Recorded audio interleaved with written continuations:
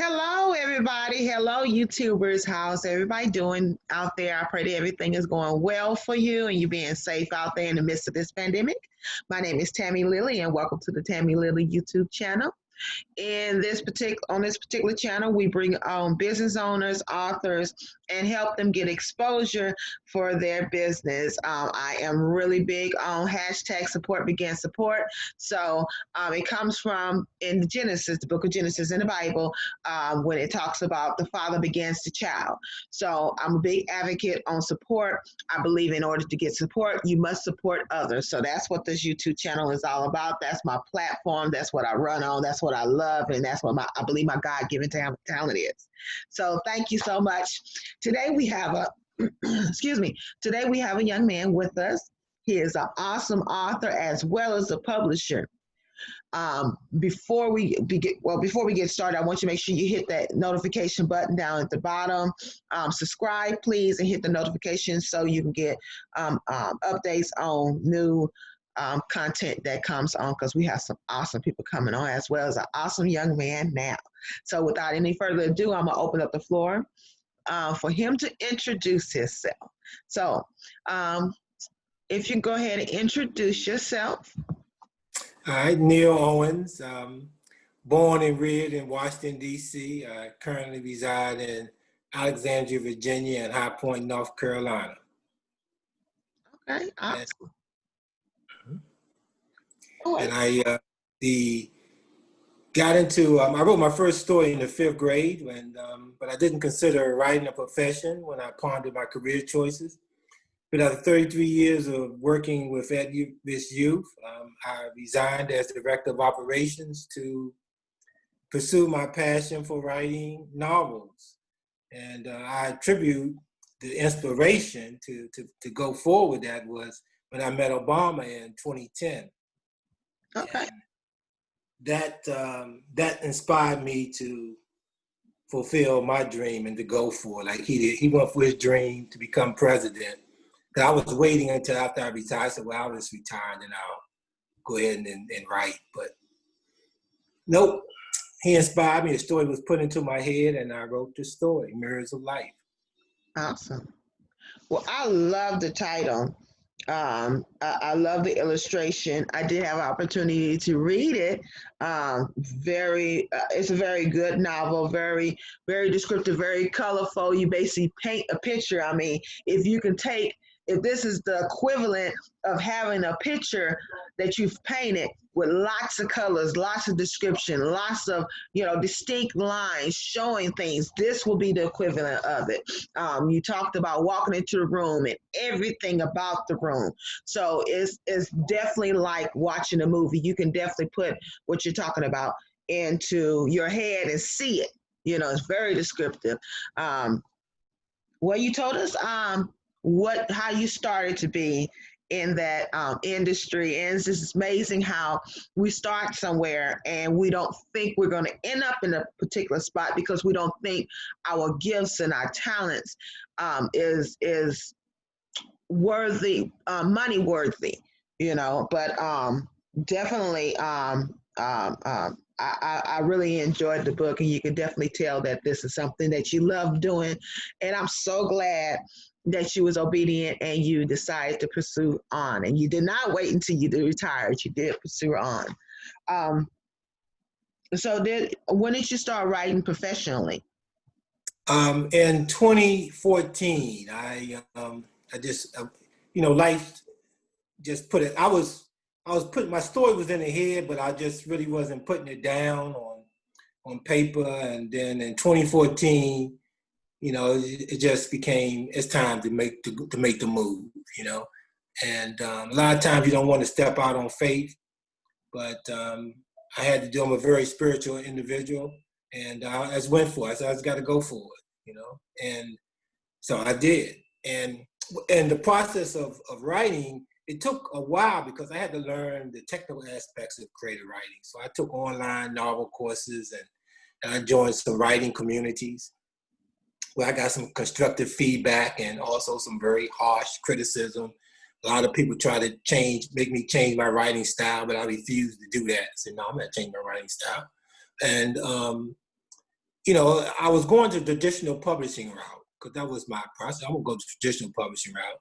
But when I spoke with an agent and discovered that I would have no editing control once the contract is signed, I said, no, I got to do this myself because I don't want anybody to remove anything that I may not want to be removed. So that's when I decided to open my own company and do Owens Publishing.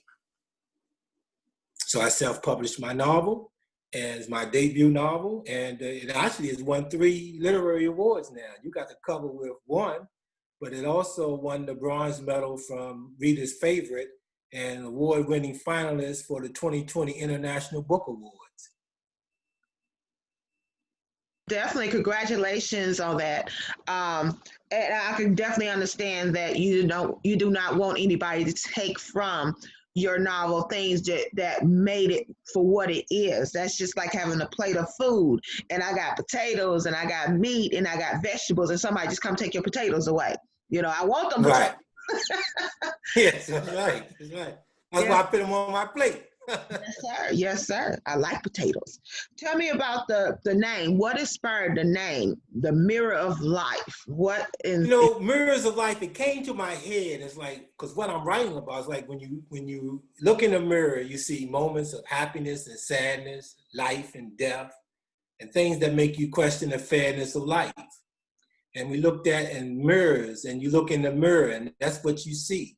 And this story addresses those. It brings those issues of life and provides solutions to solving some of those problems and answering some of those questions. I've been reading through it. I definitely get that the young lady was an African American lady, and she went through things that a lot of times when you're in a disadvantaged situation, you go through. I like the idea that you shine light on it, and you also show that she decided that she's going to rise above that her current situation. You know, I definitely enjoy that aspect of it. Um, See, mirrors like so. You have well. Let me ask this: when your reader gets through this book, what do you want them to to feel when they're getting through with it? What do you want them to know? Because a lot of times when you start books, we want them to know something. We want to highlight things. And what do you want your readers to know once they get through with the book? How do you want them to feel? The power of faith, the power of faith, the inspiration of God, and discovering the power within ourselves, discovering the ability that we have, and going for our dreams and pursuing them. That is so important. And then the knowledge that's being shared, there's so many things about understanding relationships, understanding self. But it all really starts with just understanding self, and believing in yourself, and and pursuing, and making the sacrifices that you have to make to accomplish those dreams. Dreams come true with potential and the volition to pursue it. And that's what it's all about. That's what this story is about. But it's also about what's going on in life and the situations that we as Black people face. I mean, it vividly explores the experiences of Black people in America, their lives in America, and what America is, and the systematic racism, these things that's put in there that block us. I mean, these are very important issues because they talk about it's just like the mother teaches her children to overcome their situation, their hardship environment, and to leap over those systematic roadblocks that confine many of our youth to juvenile delinquency. And we have to understand there are roadblocks set up to confine them, to keep them in juvenile delinquency. It's not a situation where there's a door went open, there's a path for them set to go. No, there's roadblocks there, and they have to try to get over those roadblocks. So yeah, it's about that. It's about education being the key to escaping poverty. Very, very important. Okay, awesome, awesome. I definitely believe these things need to be said to get past. Far as your characters, are your characters are these loosely based on somebody, or is this based on somebody specifically? We don't want to say no names, but is it based on somebody that you? No, no.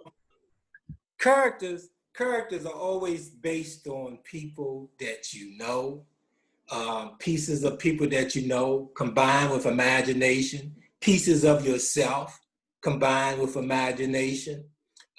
So yeah, it's a realistic tale. So it's about real people, real emotions, real ideas, real thoughts, real feelings. I mean, and that's the type of story it is. And I mentioned earlier, it's like reading a. It's like when you're reading, you're watching a movie, and that's the way it's written. That's my writing style. Well, definitely. Thank you so much for putting this book out here. And we definitely got to make sure it gets in lots and lots of hands so they can see things. Somebody can, look at the character and relate to the character and seeing where the character went and the trials that she went through and how she overcame and all those good things. We definitely thank you for that. Now, you have a sequel to this book. A lot of times people, they write a book and that's the end of the story and they move on to something else. You didn't do that. You kept this thing going like a sequel, a series. So tell me about the second book that's named Mirrors of Life, what, volume 2, right? Is Mirrors of Life Part Two: The Fight for Political Power. And in Mirrors of Life, the as the character grows up into manhood and he starts his business, his conglomerate, there's a black president at the time. And book two continues on at that process in the last year of that black president.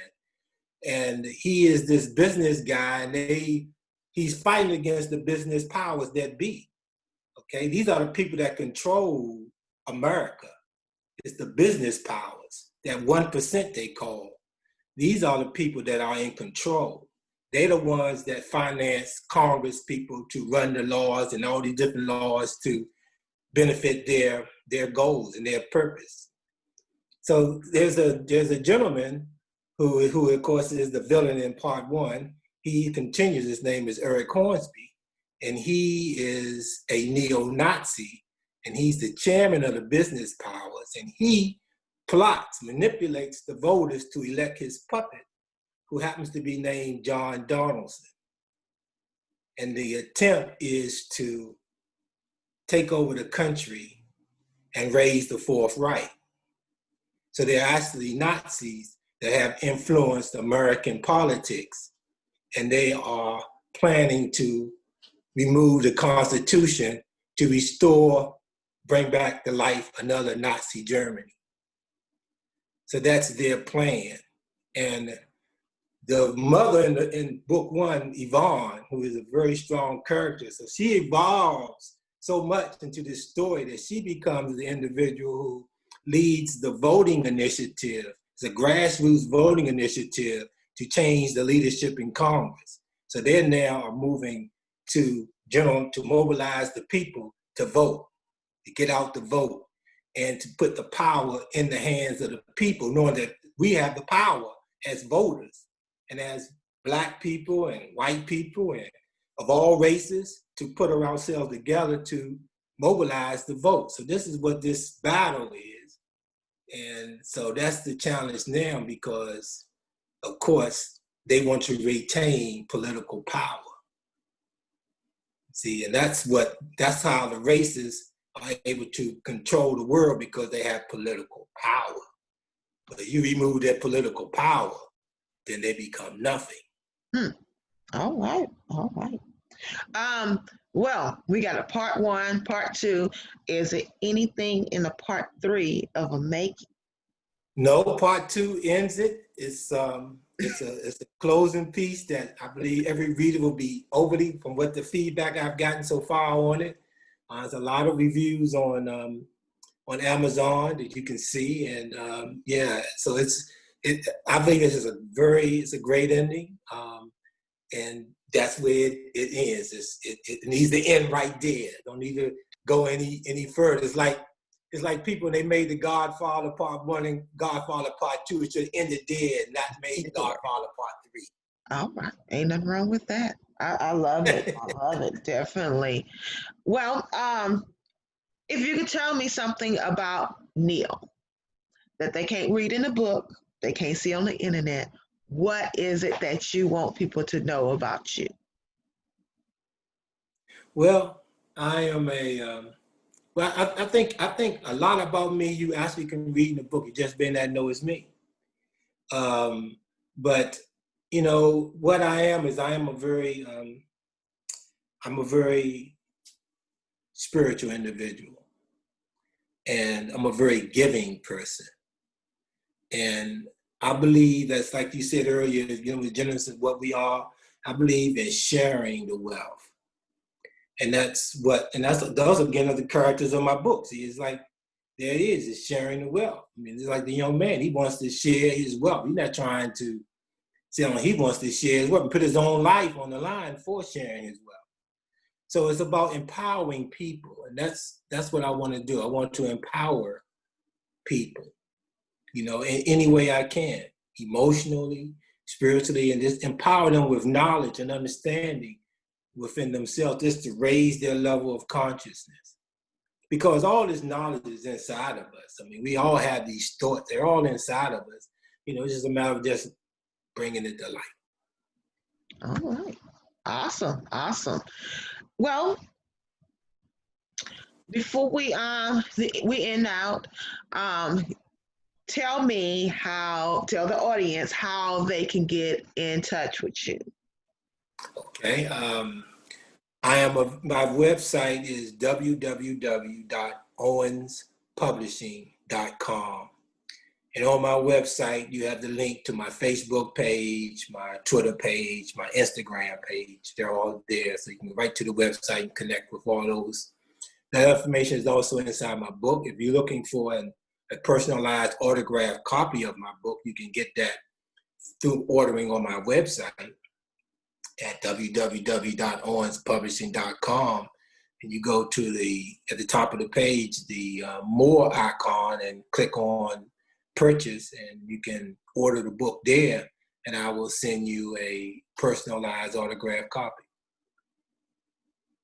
And I suggest that you definitely read part 2, because part 2 is set in today's political climate and is relevant to what's going on right now and the danger that America's on the brink of civil war. So this is part 2 is a very chilling, very insightful and chilling tale that, is a possibility that this could be a prophecy of what's to come. All right. Well, I did neglected to talk about your publishing. We spoke before. There's a lot of people out there looking to be published. There's a lot of people out there looking to write a book, and you offer publishing services as well, correct? Right. All right. What I would say, and to speak to that, my advice, even though I run a publishing service, my advice to every author, aspiring author, is that they self-publish, because you really do not need a publisher. You can do it yourself, and so what I would do in my services now, basically, I would want to just read their manuscript, and I will give them some advice as to what I think they should do with it, how they should shape it. But you can self-publish without paying a dime. I mean, you can go on KDP with Amazon and self-publish and do it yourself. You just need to have it professionally edited. You have to pay for that and pay for formatting, things of that sort. But that's it. And you control your own. You can price. You can market. You can follow the marketing of your sales yourself. And also Ingram Spark, if you want to go into, if you want to have your books available in bookstores, then you would go to Ingram Spark, available in bookstores and libraries. You go to Ingram Spark, and it costs about like $50 for the print back to upload it. I think maybe $25 for the ebook to upload, something like that. So it's very inexpensive. And again, there also you can monitor your sales, your daily sales. You can monitor yourself. You can see all that, and you're in full control. So you really do not need a publishing company to publish your book. Most of these companies out here are just ripping you off. You know, they're ripping you off because they're charging you $2,000, $3,000, $4,000, $5,000 to publish your book, and you know they're not going to give you any more publicity than you could get on your own. So yes, my advice: you don't need a publisher. Self-publish, unless you want to go to the traditional publishing route, which is fine too. You can go that way as well. Yes. But if you're looking for, if you're not going to the self-publish, if you're not going through a traditional publishing house, then self-publish your book. All right. Awesome. That's great advice. Great advice for those who are looking to write a book. Or you looking to tell your story, or you looking to take your business to the next level, because there's something about writing a book that would definitely take your business to the next level. So, Mr. Neal, thank you so much for coming on with me. Thank you for being obedient and telling a story that was in your head and putting it on the paper. I definitely look forward to book number 2. I'm gonna definitely make sure this is part of my reading because you know I like color. You know, I like reading things, and I like imagination and all that kind of stuff. So definitely thank you so much for being obedient and you know sharing your skills and your gifts with the world. So I wish you the best luck. So You know, I'm sorry. Go ahead. there's a mystery. There's a mystery in on the cover of part 1, the book that you have. There's a mystery to that cover, and that mystery is actually revealed in part 2. As to why that cover, why it exists. You may want to show the audience the cover as why it exists and what is the meaning behind that. That's revealed in part 2.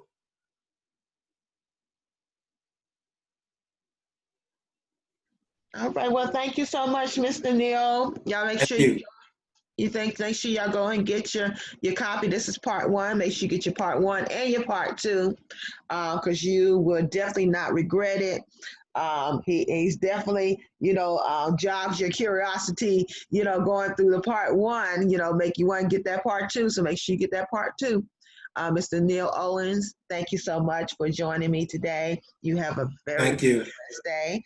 Pray for your prosperity. And you too, Tammy. Yes, sir. Thank you. Be blessed.